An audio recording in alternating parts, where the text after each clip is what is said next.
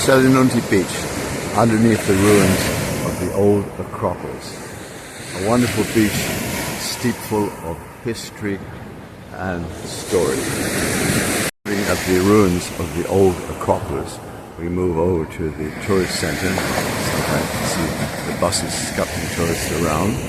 And here we take in the end of the beach, full of rocks, and scuba divers come there, but not today. The sea is a bit choppy.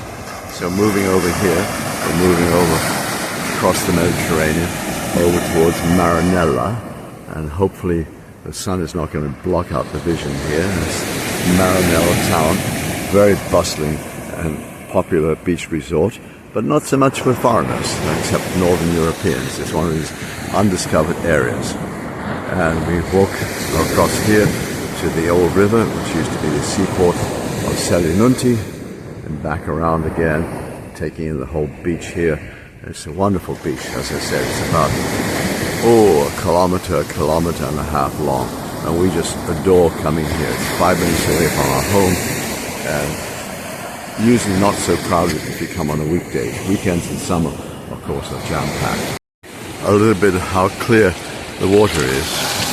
Maybe later on in the morning, I'll come back here as the tide goes out, because of course the reverse of a high spring tide is a very low tide. Point that leads out to Chiaco, coming along the Val di Belice Natural Reserve, across towards Marinella town itself, and then here is the beach, which lies all in the protected zone of Marinella Park.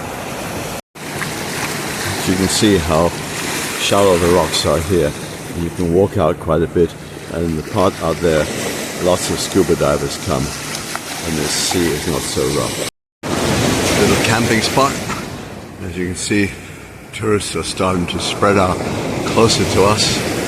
Well, could you call us tourists? No, because we are residents.